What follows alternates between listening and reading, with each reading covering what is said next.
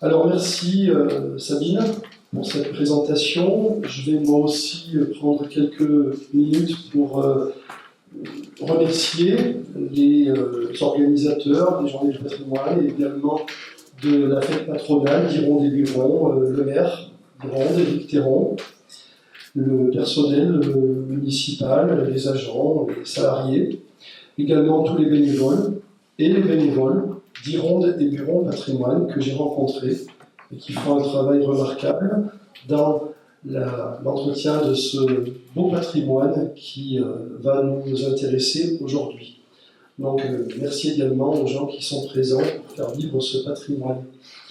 Je vais avoir du mal à vous cacher mon enthousiasme parce que pour moi, venir ici, c'est un retour aux sources. Et ça relève de la Madeleine de Proust également. Ma chambre d'enfant donnait sur le château de Buron. Et forcément, ça nourrit mon imaginaire. Quand j'étais jeune, je ne suis plus jeune. Mais quand j'étais jeune, c'est vrai qu'il a nourri mon imaginaire, ce château. J'étais loin de m'imaginer que je deviendrais historien médiéviste et que j'enseignerais dans l'université où j'ai été étudiant. Alors, retour aux sources, parce que ce château, très vite, il a fallu essayer de le faire parler. De le faire parler pour plusieurs raisons. Je vais essayer de vous démontrer quelques petits points et de vous amener au cœur de ma recherche, de la recherche, tout en restant évidemment prêt à répondre à vos questions, mais je crois qu'on va déconstruire pas mal de choses. Alors avant de commencer, il faut également peut-être dire un mot sur les travaux de ceux qui nous ont précédés. Alors, tout au long du diaporama, on verrait des références. Peut-être qu'il faudra que je passe un peu vite sur la fin parce que je suis très bavard, vous allez le voir.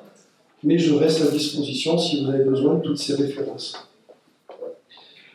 Donc, j'ai voulu commencer ce travail par une citation qui représente tellement notre paysage d'arcose et de basalte entre Ironde, Montmorin, Mosin.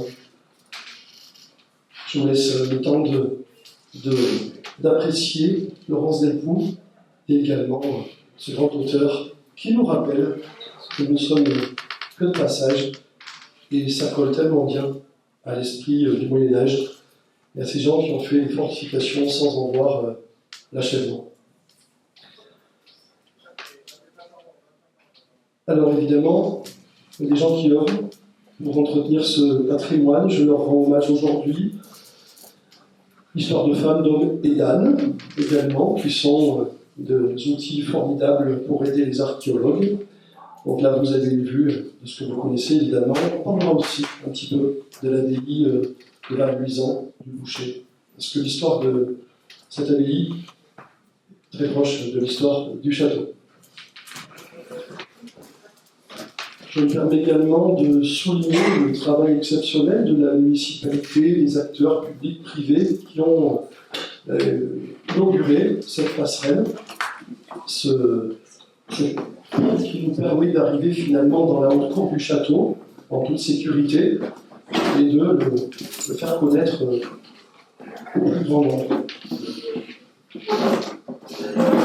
D'abord, évidemment, nous allons faire un clap sur la contrée. Donc l'escalier passerelle ici, le tablier nord et la muraille nord-est, dont je dirai un mot, notamment sur son état. Là, je me permets de rappeler quelques références sur ma thèse, parce que c'est vrai qu'elle a un nom elle a un titre qui est très long, mais je voulais simplement que vous partiez avec l'idée qu'on va parler de seigneuries qui sont liées, qui sont apparentées, qui parfois ferraillent les unes contre les autres et s'entendent aussi plutôt bien, ce qui va casser l'image d'un Moyen-Âge violent et obscur, ce que les Anglais appellent Dark Ages. Alors, dans ce court propos liminaire, je rappelle les travaux de ceux qui nous ont précédés. Je vous encourage évidemment à lire les travaux de Gabriel Fournier, notre médiéviste centenaire, qui cette année a fêté le 15 mars ses 105 ans, et qui publie encore qui travaille encore. C'est un collègue médiéviste qui va l'aider à taper sur son ordinateur, qui a fait un travail consacré au peuplement rural, au fort villageois, et qui parle un tout petit peu de Buron. Pour la partie architecture et pour la partie archéologie, même si j'ai une mention d'archéologie dans mon master, avant d'entamer mon doctorat, je m'appuierai sur le travail de ce professeur émérite Bruno Philippe, qui a beaucoup travaillé sur les châteaux, les églises, sur les édifices, sur l'art et l'architecture, dans une habilitation à diriger les recherches en 12 volumes.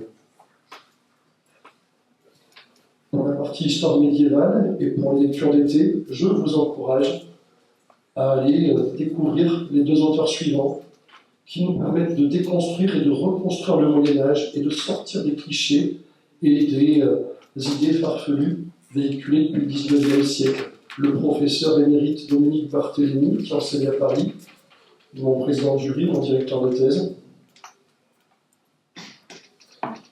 et mon deuxième directeur de thèse, moins connu, amoureux de l'Auvergne, parisien, Olivier Bruand, professeur émérite, qui a beaucoup travaillé, beaucoup déconstruit, beaucoup reconstruit. C'est un nom à connaître, si je puis me permettre de vous donner ces références. Je vais vous parler plusieurs fois de documentation, de chartes. Les chartes sont des documents juridiques qui entérinent des droits, qui sont des droits bien souvent entre les mains des abbayes, des monastères, des églises. Ici, le cartulaire de Brioude. Le cartulaire est un ouvrage composite dans lequel toutes ces chartes s'accumulent, des testaments, des donations, des hommages, etc. On aura du mal également à mettre Sauxilange de côté, j'en parle très vite, avec une abbaye, du moins un monastère, qui très vite passe sous contrôle de l'abbaye de Cluny. Et Buron, Ironde et Buron ont un passé lié à Sauxilange. Évidemment, Sauxilange a aussi son cartulaire, un Himalaya documentaire de 979 chartes qui occupe les jours et les nuits. Il est édité en 1861 et 1864, et j'ai eu cette idée de proposer une édition un petit peu plus accessible et remaniée. Pour comprendre ce qu'est une charte, je me permets de vous en mettre une. Alors, c'est une charte du Xe siècle. Ce soir, je parlerai des 9e, 10e, 11e, 12e, 13e siècles. Je me permettrai d'aller faire un petit tour chez les modernistes, donc à la fin du Moyen-Âge. Une charte ici, de Cluny, datée de la toute fin du Xe siècle. Bon, c'est assez. Ça se chiffre facilement. Je vous aiderai. Un exemplaire. J'ai un exemplaire parce que c'est une copie de l'acte de fondation du monastère de Sauxilange. On est dans les 20-30 premières années du Xe siècle. C'est une copie du XIe, parce qu'on n'a pas toutes les terres, parce que l'original est beaucoup plus développé. C'est un peu dans ce type de charte qu'on retrouvera les mentions de la seigneurie dont je vais parler. Recto verso. Et pour terminer, je voudrais vous mettre en garde de ne pas vous y tromper. C'est un château très particulier qu'est le château de Buron. Ce n'est pas un château ordinaire. Ce n'est pas une seigneurie ordinaire et elle ne dépend pas d'un seigneur éponyme qui s'appellerait, pourquoi pas, Robert de Buron. Ça n'existe pas.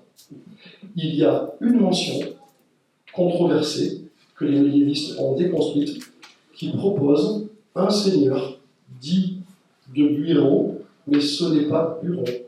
On est plutôt dans l'empreinte territoriale de seigneurs situés bien plus au sud, en direction des seigneurs de Mercœur. On n'a absolument aucun doute à ce sujet. Donc ne cherchez pas un seigneur de Buron.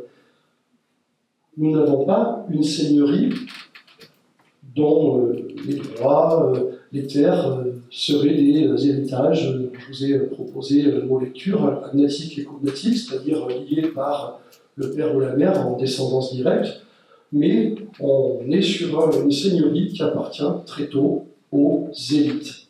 Aux élites, mais pas aux élites locales, aux élites premières, donc aux grands décideurs du monde féodal.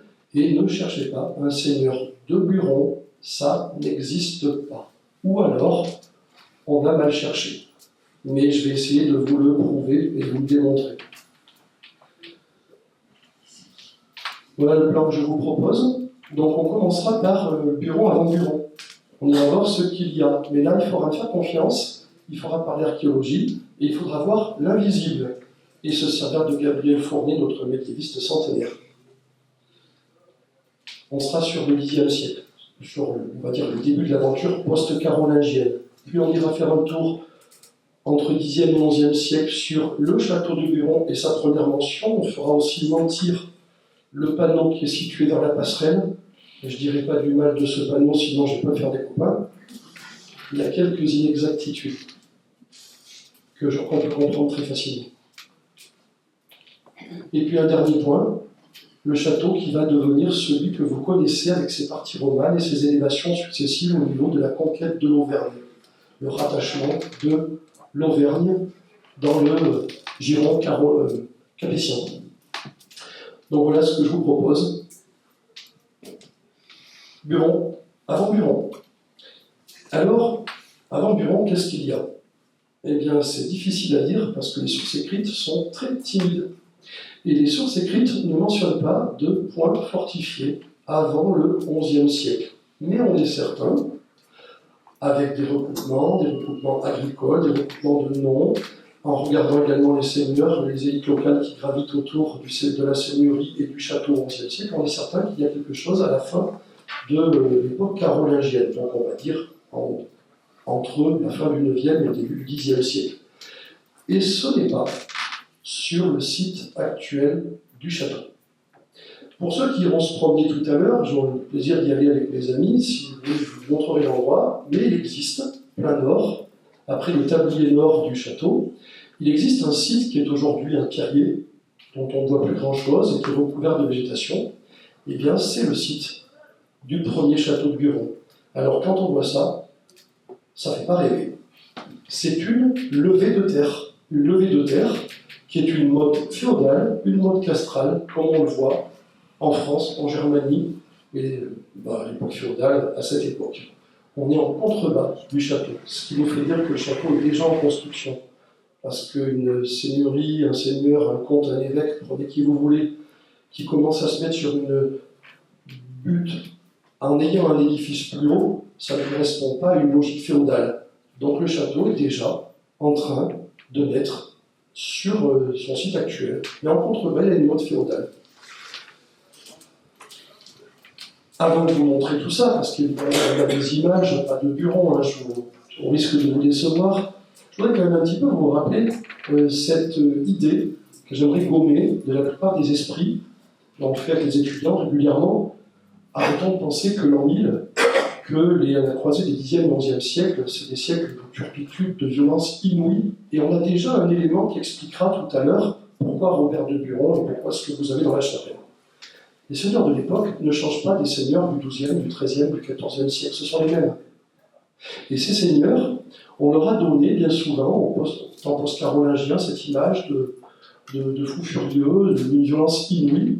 Et en réalité, ils sont très pragmatiques. Ils ne font la guerre que quand ils sont obligés de la faire, parce que d'abord c'est coûteux, en vie, en moyens, et bien souvent, les châteaux ne supportent pas la guerre. Et puis comme les seigneuries sont là pour entretenir la vie des seigneurs, ou en tout cas des élites, la guerre c'est quelque chose qui coûte très cher, et ensuite il faut tout reconstruire. Donc la guerre devient un épiphénomène. Donc maintenant qu'on a dit ça, on peut rentrer entre 10e et 11e siècle.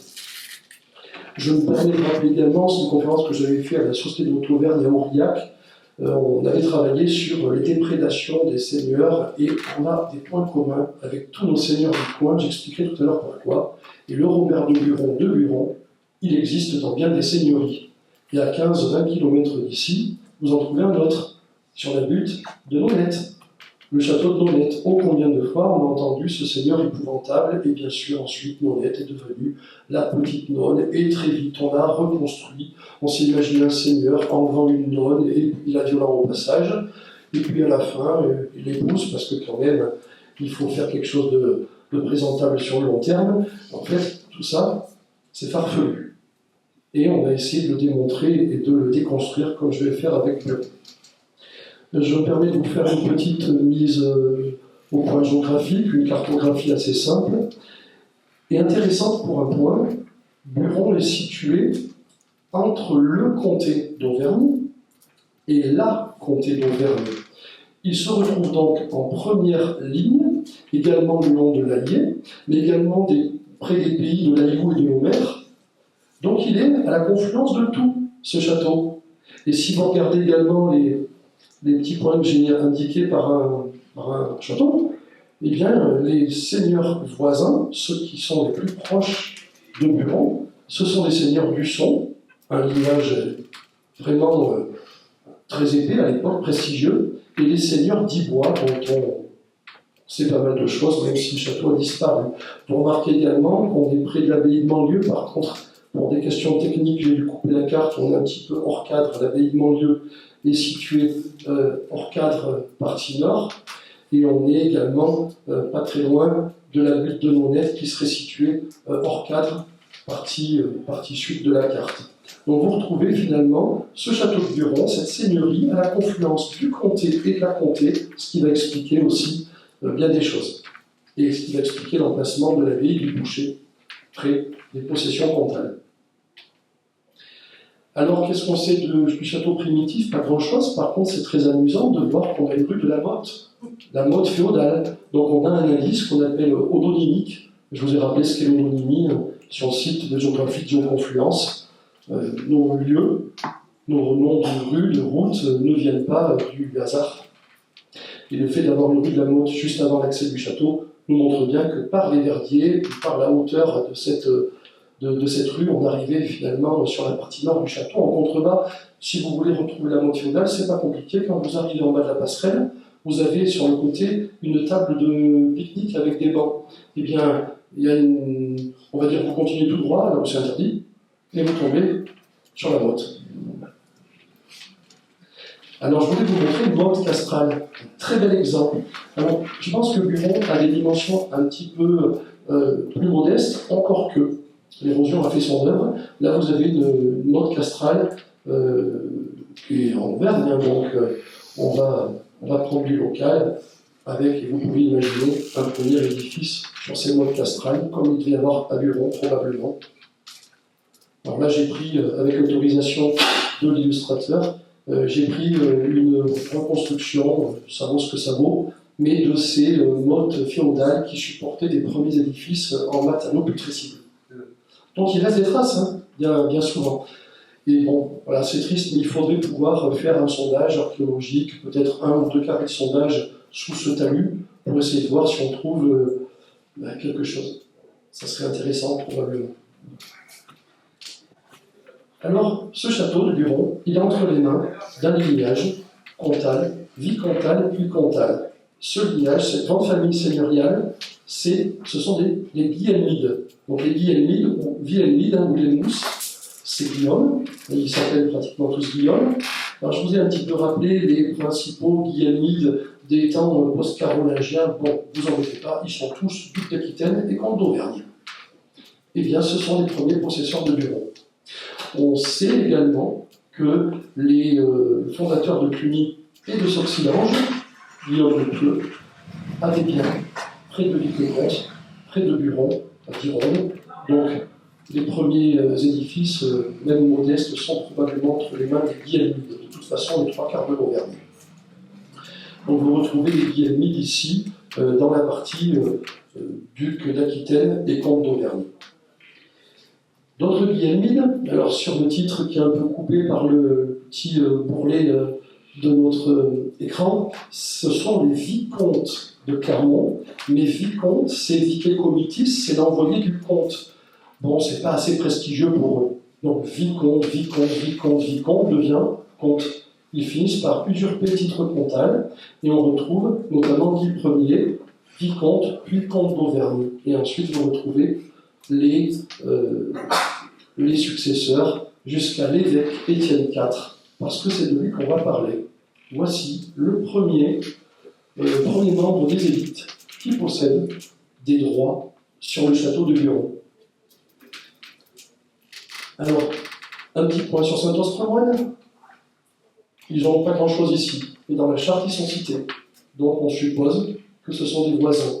Ici, je vous ai montré évidemment les évolutions de Saint-Ostremouane, parce que lorsque l'on voit cette magnifique abbatiale romane, 10e, 11e, 12e, il ne faut pas oublier qu'avant, il y avait de manière emboîtée d'autres édifices. Et c'est la même chose pour les châteaux et pour Buron. Au milieu, l'abbaye qui va posséder Ironde.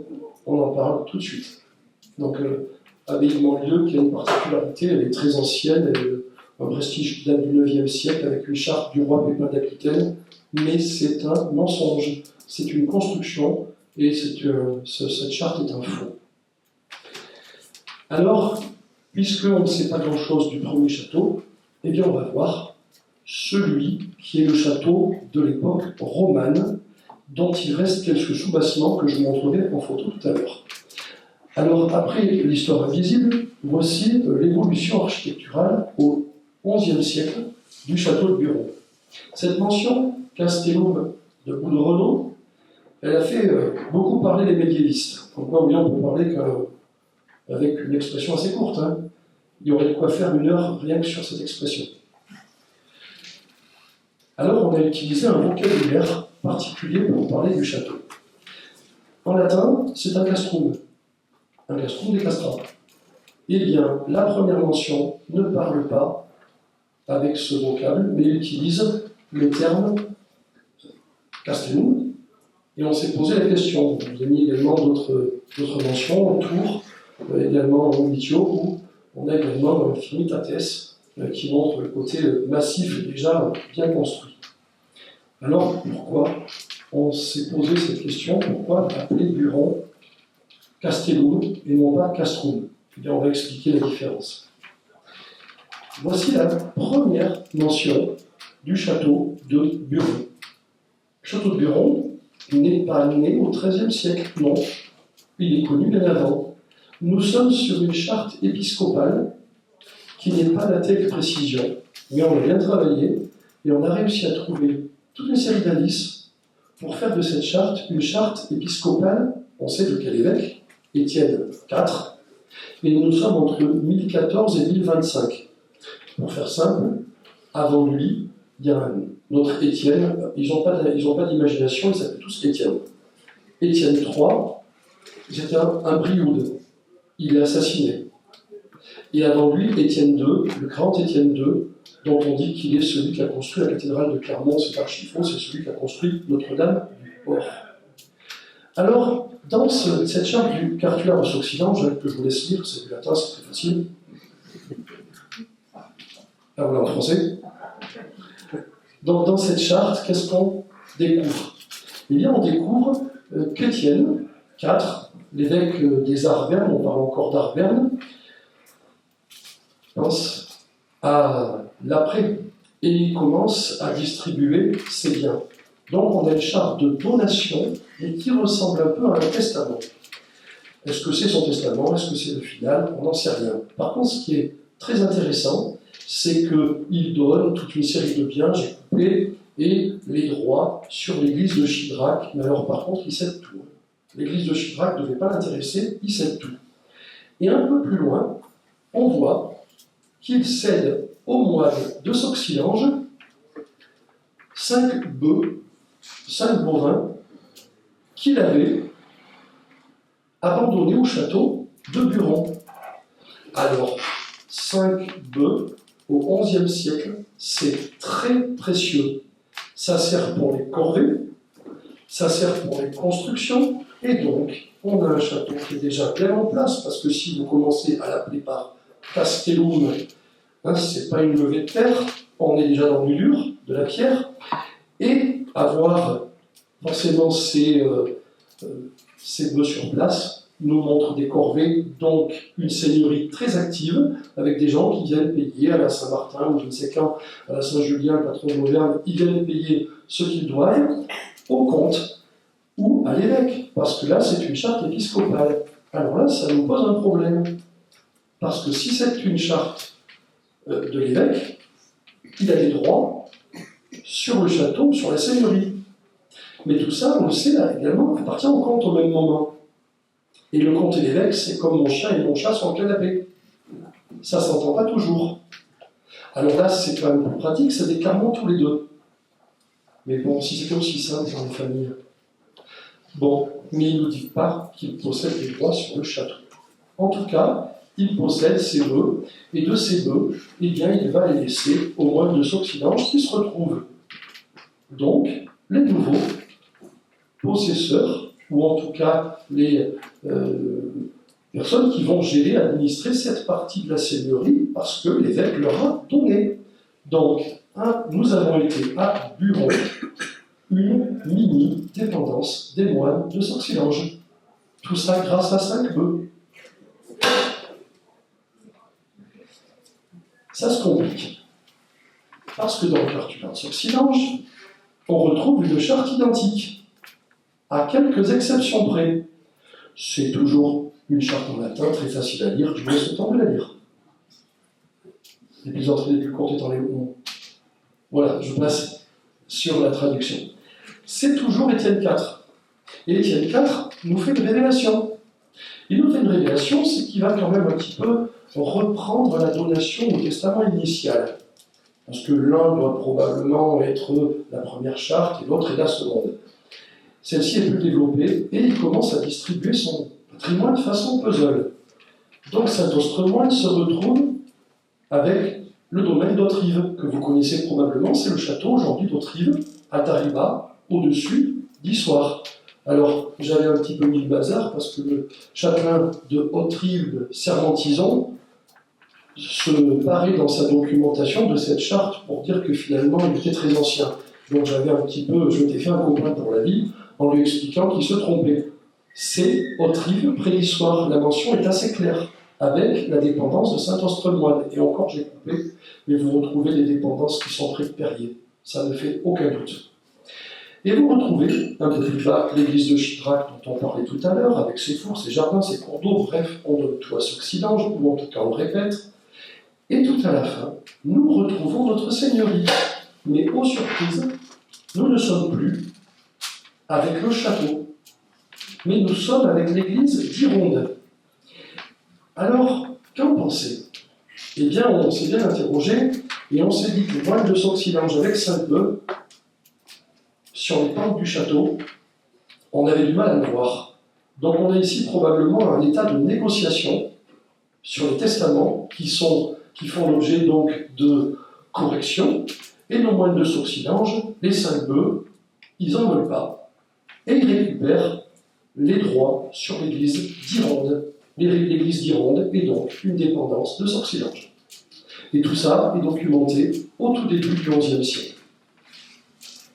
Voici comment on lit l'histoire de la seigneurie.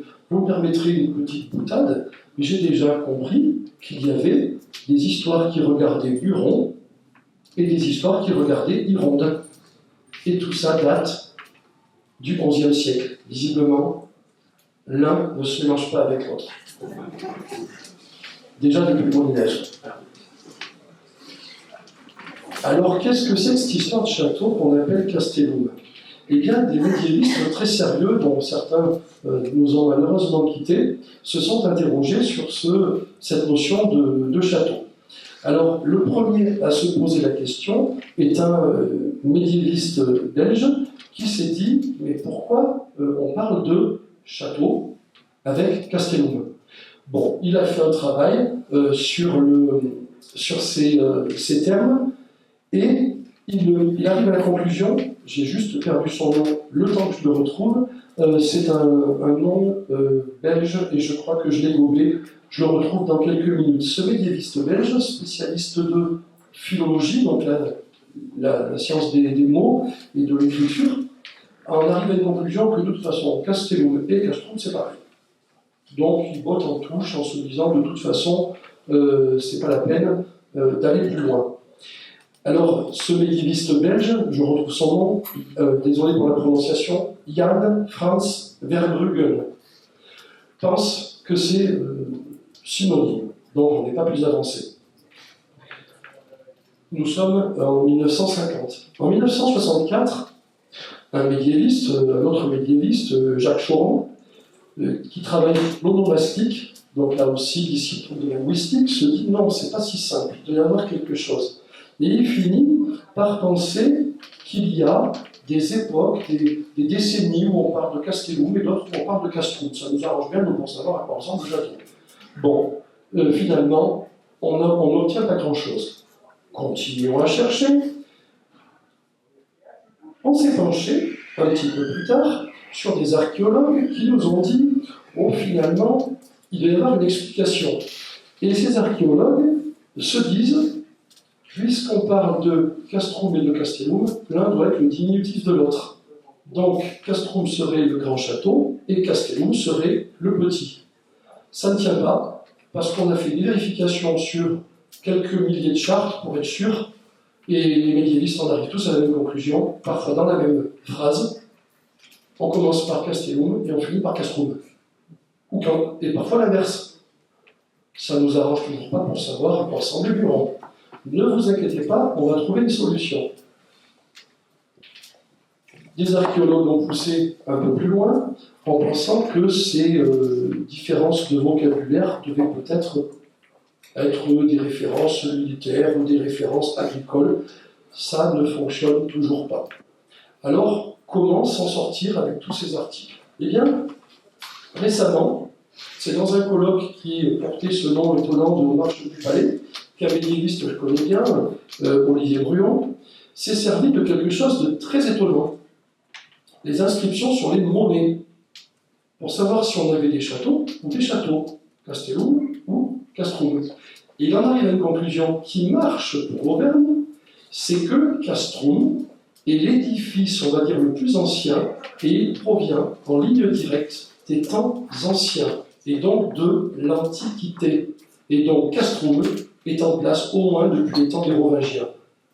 Buron est appelé Castellum, et c'est une ligne secondaire de fortification que l'on voit au temps carolingien, ça colle avec la mode féodale. Traduction, Buron n'existe pas au temps mérovingien. Et sur toutes ces histoires de lexicographie, de linguistique, d'onomastique, nous pouvons être sûrs que Buron naît au Xe siècle. Et la première mention est celle du XIe, cette double mention gémellaire que je vous ai montrée, celle d'Étienne IV. Alors, qu'est-ce qu'on fait maintenant qu'on a un point de départ pour savoir à quoi ressemblait la seigneurie et le château? Eh bien, ce château, il commence à parler au XIIe siècle. Donc nous sommes un peu après la vie de cet évêque Étienne IV. Et ce château va se renforcer avec un événement que vous connaissez peut-être, la conquête de l'Auvergne. Pour faire simple, on a un roi agressif, capétien, qui a décidé d'aller chercher tout ce qui va devenir, plus ou moins l'extension de son petit domaine royal. L'Auvergne fait partie de ce qu'il a décidé de rattacher. Alors, divisé pour mieux régner, que fait-il? Il demande à tous les grands de faire allégeance. Le comte d'Auvergne ne répond pas. Je vous rappelle que c'est le patron de votre château. C'est le possesseur du château de Buron. Il ne répond pas au roi de France et il prend contact avec le roi d'Angleterre. Le roi d'Angleterre qui est le champion de toute catégorie de la chevalerie, Ricardus Cornelis, vous traduisez Richard Cœur de Lion. Mais Richard Cœur de Lion bataille jusqu'à trouver la mort au château de Chalus, pas Chalus en Bron, Chalus en Limousin. Alors le roi de France, débarrassé de son pire ennemi, va fondre à toute vitesse sur l'Auvergne et sur le château de Buron. Le comte d'Auvergne se retrouve très embarrassé. Il va être obligé de faire allégeance Le comté d'Auvergne est divisé en deux parties, le comté et le Dauphiné, et lorsque le roi de France gagne victoire par chaos, le comte d'Auvergne est dépossédé. Il ne conserve que ses vieilles forteresses. Parmi la plus vieille forteresse, la charte explique Buron.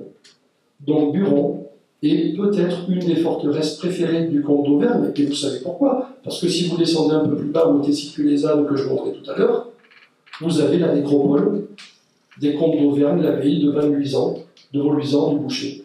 Et donc tous les comtes d'Auvergne seront enterrés ici, avant que les révolutionnaires ne transforment l'abbaye en ce qu'elle est plus ou moins aujourd'hui. Alors le château évolue. À cette époque, le château évolue avec des parties romanes et des parties qui datent du XIIIe siècle que je vais vous présenter. Alors dans cette dernière partie qui sera la plus longue, la première était une mise en abîme un peu fastidieuse et je vous prie bien vouloir m'en excuser, vous avez ici un château typique de la conquête d'Auvergne et vous avez les lectures des vestiges que je vous propose. Alors on est sûr que c'est un château comtal. Voici la preuve. C'est bien beau de dire que c'est un château du XIIIe siècle, mais il faut le prouver. Et dans une charte de 1221, vous avez le comte de Clermont, le comte Guy, ils s'appellent tous Guido, Guidonis, Guy, qui accorde à l'abbaye du Boucher le cens de Buron, donc le cens, ce que payent les gens qui sont dans la seigneurie, également de Vic le comte. Comme c'est marqué avec un wiki en latin, vicus, on pense que c'est Vic le comte, mais ça pourrait très bien être le vicus de Buron. Alors attention, là aussi, il y a des choses qui sont discutables. Là également, sans être trop technique, le pensum numerum, c'est le sens numéraire. Et ça, c'est accordé à l'abbaye du Boucher. Mais là, c'est passionnant, parce que si vous accordez le sens, l'abbaye du Boucher devient le propriétaire de la seigneurie de Buron, et le comte, qui ne vit pas dans son château, parce que franchement, au niveau du confort, il y a mieux, abandonne plus ou moins le lieu, et puis le garde, parce que c'est quelque chose qui conserve près de sa nécropole.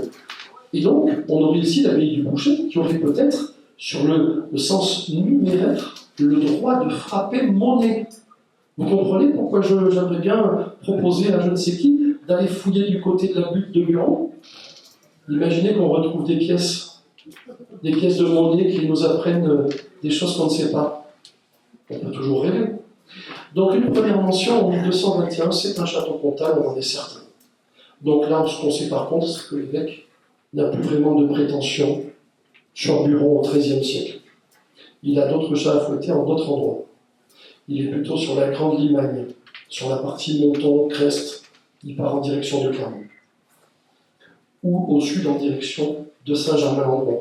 Une deuxième mention intéressante, c'est à la fin du XIIIe siècle, avec le comte Robert cette fois, qui vous dit, comte Robert, comte d'Auvergne, il explique qu'il donne une série de biens, et il concède à l'abbaye des biens situés sous son château de Buron. Le terme est très explicite.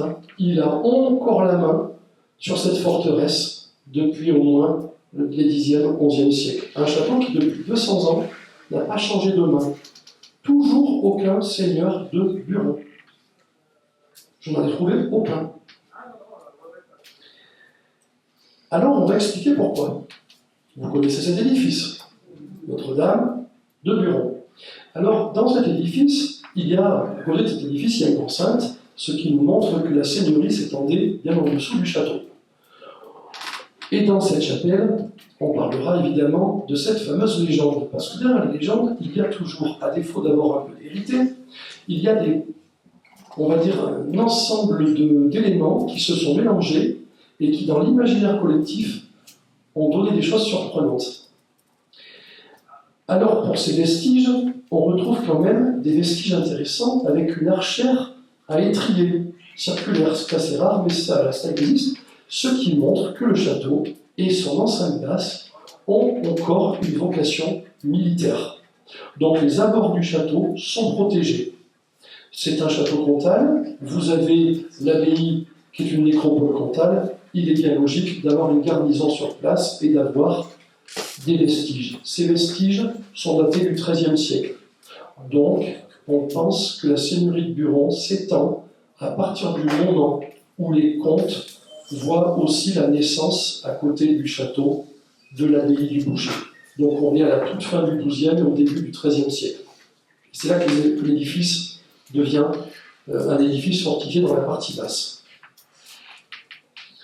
On retrouve une maçonnerie qu'on arrive facilement à lire, avec des chaînages d'angles en direction de la rue dont je vous ai parlé, avec la fameuse inscription rue de la Motte. On retrouve ici une maçonnerie d'angle qui nous laisse à penser qu'on avait une surélévation et peut-être des éléments de fortification d'entrée. Aujourd'hui, la lecture est rendue difficilement lisible par les constructions et puis dans la vie contemporaine. Il faudrait tout casser, mettre des coups de pelleteuse partout. Je ne suis pas certain que les gens seraient d'accord. Alors, pourquoi il n'y a pas de seigneur de Buron? Il y en a un, vous le connaissez, Robert Rodbertus. C'est le nom typique des Guilhelmides. C'est le nom typique des comtes d'Auvergne, enfin du moins des vicomtes de Clermont, devenus comtes de Clermont parce qu'ils ont eu le titre, et bref, ce sont devenus les patrons du secteur. Mais, évidemment, ces patrons, ce sont ceux qui mettent en place l'assiette de l'impôt. Donc, pour la seigneurie de Buron, s'il y a bien une tête qu'on ne veut pas voir, c'est celui à qui on paie ses impôts. Et très vite, le seigneur de Buron est devenu un archétype, une sorte de construction entre le nom du comte, Robert, et le lieu qui sert de base à la perception. Le château de Buron que vous connaissez, c'est aussi un endroit qui est un endroit fiscal, un endroit où on vient payer l'impôt. Donc on a fait une construction, et nous sommes à la fin du 19e et au début du 20e, et les artistes dans le courant romantique font du Moyen-Âge un temps épouvantable. Nous sommes après la Révolution française, les privilèges sont tombés, tout ça vous le savez. Donc on va prendre l'image de ces seigneurs et matricer depuis le cloître, depuis le XIIe, XIIIe, XIVe siècle, passé par le temps des guerres de religion et par la Révolution, les seigneurs deviennent des anti-killers. Et très vite, on voit fleurir dans tous les coins d'Auvergne et de France des légendes. Celle de Buron n'est pas du tout une exception. Des légendes autoconstruites de seigneurs épouvantables qui vont foutre le feu partout. Donc vous retrouvez sur le plafond et sur la voûte de la petite chapelle les 4 points qui forment la construction de ces légendes. Et c'est typique à Buron. Le premier point, c'est un seigneur qui, si vous me permettez de décrypter ça rapidement, il est représenté en armure complète. On est sur une armure du 14e, du 15e idéalisée. Non, ça n'existe pas, sauf dans les musées ou au château de Bussinon, où ils ont un tel exemplaire. Vous retrouvez évidemment l'arrière-plan qui est le château, l'endroit où on paye ses impôts. C'est terrible, il devient un château sombre, noir, il pleut tout le temps et avec des soirs d'orage. Regardez les pauvres moines et les pauvres paysans qui viennent implorer le sacrement, c'est qu'ils ne la trouveront jamais. Et au sol, vous avez évidemment les traces de sang, parce que l'épée a fait couler le sang. Donc c'est le seigneur violent. On sait pour autant que à l'inverse, que le seigneur, à cette époque, est obligé de composer avec les gens qu'il y a dans ses seigneuries, sinon il fout le camp. Donc il est obligé de lâcher la pression fiscale. Donc c'est complètement à l'inverse de sa représentation. Et vous voyez en arrière-plan le terrible gibet du droit de haute justice. La légende de Robert de Buron est en marche. Évidemment, qui est l'ennemi de ce seigneur? Ce sont les seigneuries ecclésiastiques, qui sont également, on va dire, les concurrents directs des seigneurs laïcs. Et bien très vite, on se retrouve avec un seigneur qui va s'en prendre aux abbayes voisines.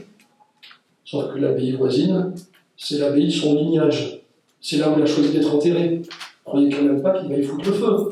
Donc tout ça ne repose que sur une logique, en quelque sorte, d'écriture de ces moines, de ces chanoines, de ces évêques, qui sont les seuls à écrire. Donc puisqu'ils sont les seuls à écrire, eh bien ils font de ces seigneurs des seigneurs trublions, épouvantables. Voici la 3e étape. le seigneur qui boit, qui picole, qui mange, et évidemment, regardez le résultat. Alors il nous fait une danse de sanguine, avec une coupe de vin, ce qui montre également qu'à Buron, il y avait probablement pas mal de vignes, comme dans 90% des seigneuries d'Auvergne. Tout le monde implore la miséricorde divine devant ce fléau de Dieu. Et ça se termine, dans le mauvais sens, par la fameuse nuit d'orage où le Seigneur disparaît et laisse évidemment un souvenir gravé pour plusieurs siècles, puisqu'on en parle encore. Et puisqu'on a encore des étudiants ou même des gens qui me disent régulièrement pourquoi il a fait tout ça, le Seigneur de Buron. Alors je voulais vous montrer quelque chose très amusant. C'est un ouvrage, je connais l'auteur, il n'est pas très loin de vous, il est habillé en vert comme la nappe. C'est un ouvrage que j'ai commis il y a quelques temps et qui était en fait plus ou moins une sorte de recueil de nouvelles. Et je me suis amusé à un écrivain qui s'appelle Entre chien et loup. Et puisque le jury était en Alsace, qui ne connaît rien à Buron, je me suis dit je vais les prendre au piège. Donc je leur ai fait une cartographie. Alors ça, c'est mon illustrateur qui a fait la cartographie. Il ne connaît rien à Auvergne ni à Buron. Donc il nous retrouve évidemment la ligne Buron, Billon, Montmorin, Monzac, Coppel, toutes les seigneuries qui sont le lien entre la comté et le comté, probablement coupées d'ailleurs par l'allié. Sauxilange, Manlieu, qui l'a malheureusement mal placé. Alors je me suis dit, on va voir un peu ce qu'ils en pensent. Alors j'ai fait un petit synopsis. Évidemment, j'ai pris Robert de Buron. Robert de Buron terrorise la seigneurie locale, et le jury de cet ouvrage a trouvé l'histoire formidable et crédible, ce qui m'a inquiété. Le seigneur de l'époque s'appelle Robert le Loup. Vous retrouvez le Robert le Garou de Buron. Et l'illustrateur qui habite Strasbourg ne m'a jamais contacté pour faire le château de Buron, et à l'aune de cette histoire, il s'est dit, ça m'inspire, je vais le dessiner. C'est un peu sombre, et je vais l'agrandir. Il est situé perché, sur sa hauteur, dans un couvert boisé, et la lumière, je pense que ça sera pire. Je pense que la lumière, ça sera pire, je ne sais pas qui est-ce qui l'a allumé. Non, lumière. C'est Robert. C'est Robert de Buron. Voilà, vous voyez, c'est la clémence divine. Et voici l'illustration. Et vous savez ce que j'en ai pensé, je ne sais pas ce que vous en pensez, sans connaître Buron. Il a fait nos châteaux d'Arcos et de basalte avec les bases romanes, les tours élevées, et le côté, évidemment, la nuit, l'orage, la pleine lune. Je trouve quand même que c'est formidable de voir que notre imaginaire collectif fonctionne, sans qu'on explique les choses, tout simplement parce qu'il repose sur des choses parfaites qui ont été matricées dans les monastères et dans les abbayes. Regardez la différence avec, ou le point commun, avec la lithographie. Moi, quand je vois les deux, j'ai l'impression de voir la même chose. Et voilà comment on a construit une légende. Donc c'est la lithographie que vous connaissez, qui est disponible sur le site de la BNF. Je ne peux pas m'empêcher de montrer ce que font parfois les généalogistes. Je prie bien vouloir m'en excuser, mais alors là, c'est quand même extraordinaire de voir, par exemple, les seigneurs de Nonette, qui sont l'équivalent de Robert de Buron, devenir des trublions. Je vous laisserai dire ça, mais c'est terrible. Et le rapt de la nonne, les massacres des églises, enfin tout ça n'a pas grand sens. Je garde les références pour vous, évidemment. On retrouve sur le site Généanet. Alors moi, quand j'ai vu ça, je m'en sers justement pour l'histoire des sources en histoire médiévale à l'université, pour déconstruire avec les étudiants, pas à pas et ligne à ligne, ce qui a fait cet imaginaire collectif né de la période romantique. Donc là, vous retrouvez évidemment tout ce que fait le Seigneur de Nonette. Et vous retrouvez les 4 points de la chapelle. On a des seigneurs qui abusent de leur autorité. On a des seigneurs qui se vengent. On a l'assassinat de Brunier qui est son cousin. Et puis à la fin, on se rend en pèlerinage parce qu'il faut expier ses fautes. Et heureusement, tout finit bien. On revient vivant du pèlerinage. Alors qu'on espérait que la personne disparaisse en allant à Rome. Parce que les routes sont compliquées et sont difficiles. Ça, c'est sur Internet. J'ai trouvé ça absolument fascinant. Vous avez ici le mystère du château de Buron avec le château aux allures imprenables. Il n'a jamais subi le siège, même pas du roi de France. Vous retrouvez la légende du seigneur de Buron. Ce seigneur qui, plus ou moins, est une malédiction pour sa seigneurie, tout simplement parce qu'il fait partie des autorités et de ceux qui prennent l'argent de la perception de l'impôt. Surtout en temps de guerre où l'assiette de l'impôt augmente. Et on retrouve également, alors là j'ose même plus en parler, les fameux souterrains qui vont jusqu'à la Reine Margot. Tous les jours, on entend ça. Il n'y a pas de souterrain sous les châteaux. Allez voir dans la haute cour de Buron, le rocher, la roche-mère. Si vous voulez creuser un souterrain, je vais bien voir ça. Allez, il est temps maintenant de faire une lecture des vestiges. Alors ce que je vous propose, je terminerai par une reconstitution. Voici le château de Buron avec une photo par satellite et vous avez l'éperon barré. L'éperon barré, c'est typique des fortifications du XIIe et XIIIe siècle, lorsqu'on est absolument certain que personne ne viendra vous chercher querelle, notamment dans la partie sud. J'ai eu la chance d'avoir des propriétaires qui m'ont permis d'aller faire un petit tour pas loin de chez eux, de passer dans leur jardin et d'aller jusqu'aux orgues de basalte. Je vous confirme qu'on ne risque pas de monter au château. Hein. Et ils nous ont même expliqué que des adolescents ou des adultes valeureux avaient essayé jusqu'à appeler le pompier. Donc, voyez, le site est imprenable. Alors maintenant, on va aller point par point. La façade ouest, nord-ouest, vous la connaissez, avec une tour circulaire. Cette tour circulaire éventrée, sous voûte, c'est le dernier vestige de ce qui reste du XIIIe siècle, de la période royale. Donc ces tours sont des tours royales, mais à Buron, on est chez le comte d'Auvergne qui a été dépossédé par le roi. Et en plus, la boutade va encore plus loin. Celui qui a été le roi s'appelle le seigneur de la Tour et va devenir la Tour d'Auvergne. Alors autant vous dire que celui qui a été dépossédé par un de la Tour et par le roi de France, à qui on dit « il faut maintenant que tu fasses allégeance parce que tu as pris le roi d'Angleterre », il fait un effort, il fait un petit bout de tour circulaire, mais elles ne sont pas royales et elles ne sont pas philippiennes. Donc pour ceux qui vous diront tour royale égale philippienne, ce n'est pas vrai. On n'a pas les dimensions, on n'a pas l'architecture, c'est une tour circulaire, histoire de montrer qu'on est un petit peu dans la modernité. Cette tour circulaire a été arasée sur à peu près un tiers, ce qui nous laisse à penser que tout le crénelage du château a été démantelé. On a enlevé son mantel, on a enlevé son chemin de ronde et ses crénelages.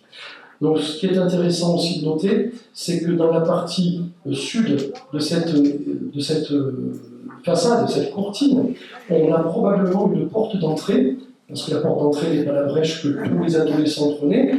On a une porte d'entrée, mais qui a été fermée, et qui a été fermée par une surépaisseur de la muraille. Donc le premier accès du château est situé dans le deuxième tiers de cette partie de la courtine. C'est lisible, hein. Mais par contre c'est privatif, il faut descendre par le pierrier, il faut faire ça avec de bonnes chaussures, non, ne le faites pas. Je l'ai fait, j'ai cru que je n'en revenais pas vivant. La partie sud, un magnifique chaînage d'angle de l'éperon barré. Et ce chaînage d'angle, il est particulièrement intéressant parce qu'ici, là où il y a mon petit point laser, vous trouvez un départ de voûte. Un départ de voûte ou un départ d'escalier ou un départ de courtine dont on pense que c'est une petite tour qui surplombe le vide dans la partie sud. On la voit ici, et je vous agrandis la zone. Donc on a probablement ici une échauguette en surplomb, dont l'architecture est typique du XIIIe et du XIVe siècle. Donc on est sur un édifice déjà tardif. On retrouve la courtine nord-est avec sa partie basse. C'est la partie basse de la partie haute du château. Vous suivez? Donc, on est au milieu. Et on se retrouve avec un édifice qui est le plus épais. On est sur 1m60, 1m80 par endroit. Et le reste, malheureusement, pas plus. On retrouve une vue ici qui nous permet de voir l'alignement de la partie éperon barré avec la courtine. Les éléments de maçonnerie romane, 11e, 12e probablement, c'est le premier tiers. où on voit une maçonnerie parfois différente, un peu grossière et posée sur le rocher. Celle-ci, on ne la déconstruit jamais pour des questions de stabilité. Là, il y a vraiment quelque chose de très intéressant au niveau architectural et archéologique, c'est la courtine du château et la maçonnerie d'angle. Alors nous sommes juste avant la tour éventrée, et cette fameuse brèche où les gens rentrent à Buron. Et ce qui est vraiment très intéressant, c'est qu'on voit tout d'abord un ensemble qui a été démoli, qui reposait sur des emplacements de trous de boulins, soit probablement des charpentes, soit des éléments, on va dire, des éléments qui portaient des escaliers de bois. Et si vous êtes curieux, vous regardez dans la partie nord de la façade ouest un chaînage identique à la tour. Ce qui nous montre qu'on avait ici, on voit mieux sur la deuxième diapo, la jonction de la tour qui a disparu et qui était la jumelle de celle qui est située près de la brèche d'entrée. Donc on avait des tours rondes ici sur le tablier nord-ouest qui donne sur la motte féodale des 9e et 10e siècles. Si vous voulez retrouver les pierres, c'est pas compliqué, vous descendez dans le pierrier, vous triez, vous les remontez, c'est facile. Donc évidemment, tout a été démoli, tout a été détruit. On ne sait pas dans quelles conditions. Peut-être le roi de France, qui, histoire d'humilier celui qui ne lui est pas accordé son allégeance, a peut-être dû lui dire symboliquement « je vais te faire tomber ton crénelage » et peut-être une tour qui s'est effondrée. On retrouve une vue ici qui nous permet de voir le premier chaînage d'angle de la tour. Ici, à mon point laser, la baie de la tour, il y en a deux, mais elles ont été agrandies à l'époque moderne. Initialement, c'était probablement une archère. Et puis, lorsque le château n'est plus menacé, on finit par ouvrir un peu pour faire rentrer de la lumière. Et on retrouve ici le second chaînage d'angle, identique, d'une tour qui devait être de la même hauteur. Sous voûte aujourd'hui, je suis allé mesurer, on est à 5,66 mètres. On devait être à un tiers de plus, avec le crénelage et la partie sommitale. Ici, un agrandissement qui permet de voir ce chaînage d'angle, cette baie de la tour et ce petit chemin qui serpentait que tous les adolescents du canton ont emprunté pour rentrer dans le château. Je sais de quoi je parle. Voici ici une brèche aussi très pratique qui nous permet de rentrer dans la tour. Cette brèche nous permet de voir qu'on est sur une tour circulaire, on voit sa maçonnerie, une maçonnerie qui porte typiquement le signe d'une maçonnerie du XIIIe siècle. Mais on a un remblai.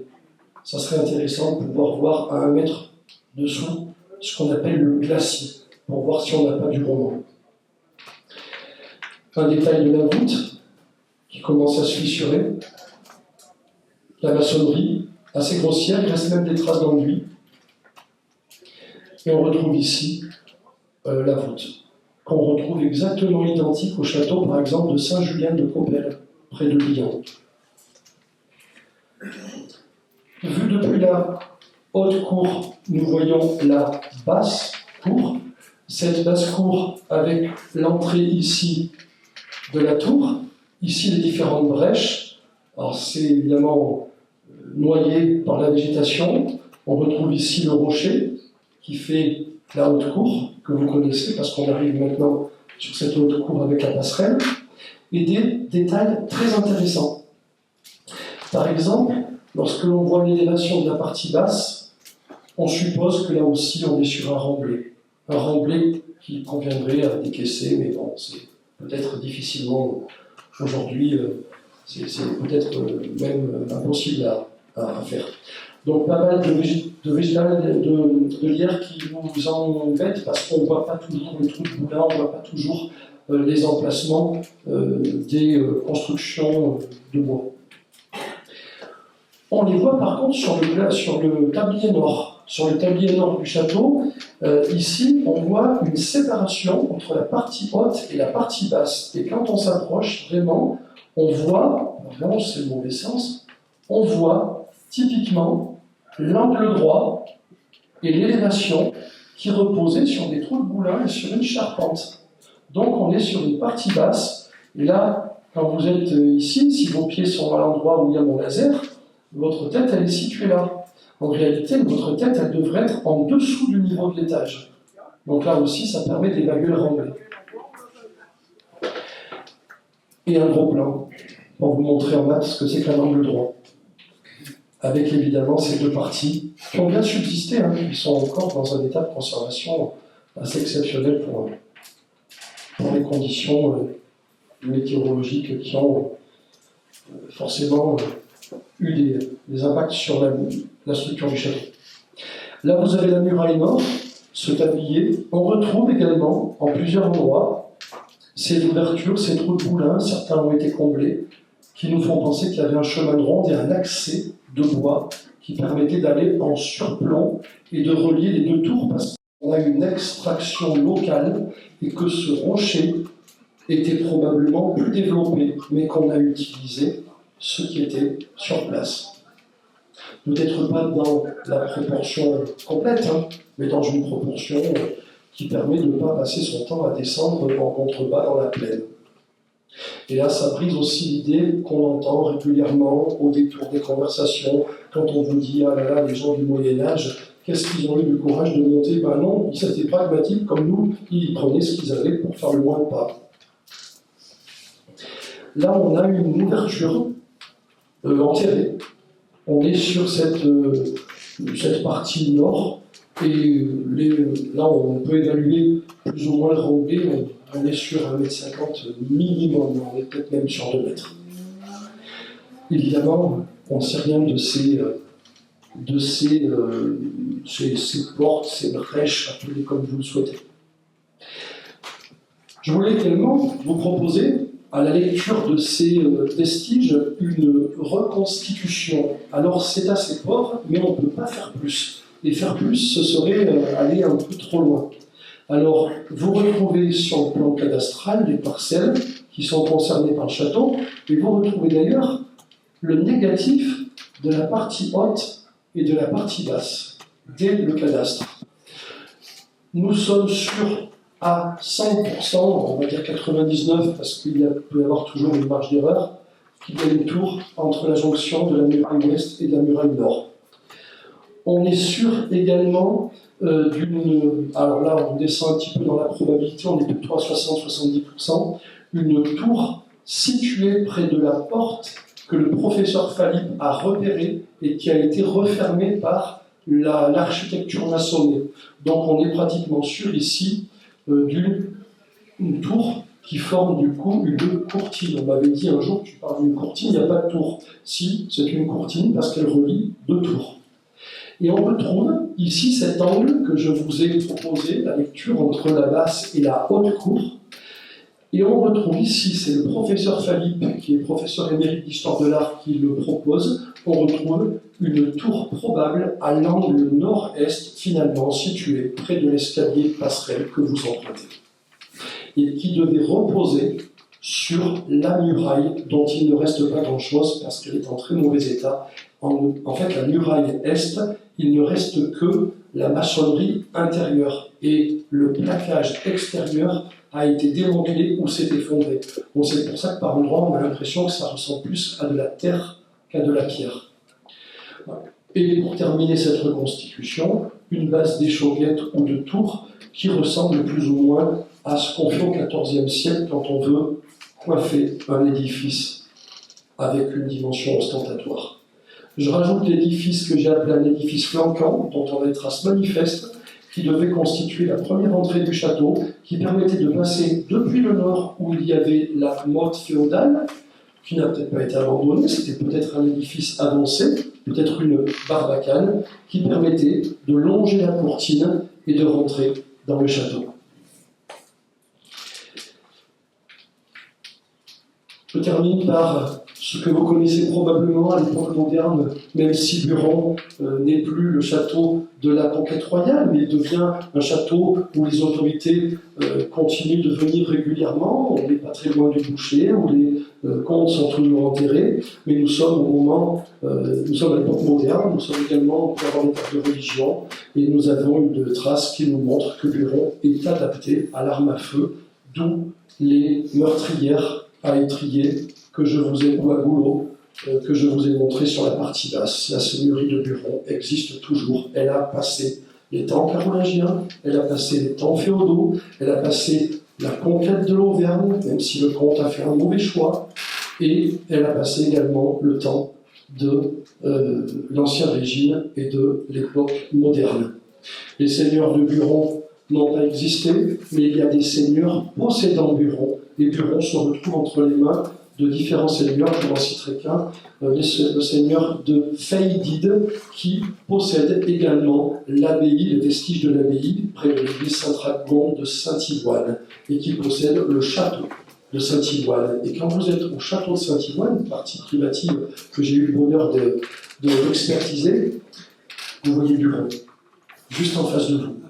Mais alors en ligne directe, ce qui montre bien qu'on a ce que le professeur Olivier Bruand appelle un réseau castral. Et comme le professeur émérite Jean-Luc Frey le dit, il faut être vu, bien vu, reconnu, et lorsqu'on est vu et reconnu comme ça, ce réseau, il se suffit à lui-même et on n'a pas besoin de sortir les armes. Les châteaux se défendent par leur dimension de prestige, par leur dimension ostentatoire.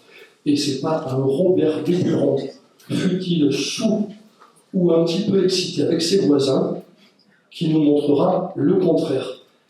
Pour terminer, je vous propose la matrice chronologique de ce beau château qui nous regarde en face de cette belle salle. La première construction au Xe siècle, je mets toujours un point d'interrogation parce que lire l'invisible, c'est reposer sur des logiques médiévales et des logiques féodales qui parfois tombent juste, mais qui parfois tombent à côté. La première mention, c'est typiquement une mention du XIe siècle, ce n'est pas discutable. La vocation agraire de la seigneurie, c'est clair. Quand on vous parle du sens et qu'on a une probable mention du numéraire et du monétaire, on a une seigneurie qui est une seigneurie agraire de grande ampleur et de qualité. Le professeur Bruand avait fait un article magistral où il concluait en disant que les temps féodaux, on doit se défaire un peu de ces poncifs et de ces truismes de seigneurs, ripailleurs, bagarreurs, et on doit au contraire voir des gens pragmatiques, intelligents, lucides, et le maître mot pour eux, c'est la rentabilité. Et les temps féodaux doivent être regardés maintenant comme des temps dont le bilan est résolument positif. Nous avons quelques vestiges de la période romane, les glacis, les bases de tours, les premières portes, peut-être même les chemins d'accès. Et nous avons les remaniements architecturaux au moment du rattachement de l'Auvergne au domaine royal, notamment cette tour qui n'est pas royale, qui n'est pas philippienne, mais qui ressemble. Et on se retrouve avec des remaniements à la fin du Moyen-Âge sur la partie basse, près de la chapelle, qui forment un ensemble continu. Guillaume Revel, qui a dessiné l'armorial que nous connaissons avec toutes les fortifications d'Auvergne, n'a pas choisi Buron. On ne sait pas pourquoi. On aurait aimé, et je suis sûr que si on regarde certaines représentations, bon, je ne les ai pas mis sur le PowerPoint parce que je suis presque à une centaine d'images, ça fait beaucoup, je me suis dit, on devait avoir plus ou moins avec Buron la même chose que l'on retrouve avec Chalut, ou avec Nonette, ou avec Husson, à savoir un château d'époque romane, des élévations de l'époque gothique et du XIIIe siècle, des remaniements successifs, une enceinte basse, et toutes nos seigneuries se ressemblent. Ils ont inventé le copier-coller, ou en tout cas la photocopieuse, avant l'heure. Ils ont photocopié les seigneuries, mais ils ont aussi photocopié ces seigneurs batailleurs, trublions, volcaniques, qui font notre fierté, qui ont fait marcher cet imaginaire du gamin que j'étais. Mais voilà, aujourd'hui, je suis le pompier pyromane, j'ai dû également déconstruire ces idées un peu farfelues. Pour terminer, Buron a une chance, c'est qu'il aurait dû être abattu. Lorsque nous sommes en 1633, le roi Louis XIII et son cardinal, que vous connaissez, l'évêque de Luçon, le cardinal de Richelieu, prend une ordonnance de destruction pour les principaux châteaux d'Auvergne. Vaudable disparaît, Husson disparaît, Nonette disparaît. Ibois disparaît. Ces châteaux sont démantelés en 1634, sous la poudre. Une explosion qui se ressent jusqu'à Clermont. Buron devait faire partie du lot. Et le seigneur de l'époque intervient auprès du roi et obtient, peut-être pour le passé comtal, et peut-être également parce qu'il y a la nécropole des comtes, que le château soit démantelé et ne soit pas déconstruit. Et le château que vous voyez aujourd'hui est un château inoffensif. Il n'a plus de tour, il n'a plus de chemin de ronde, et il n'a plus de Robert de Buron. Je vous remercie de votre attention.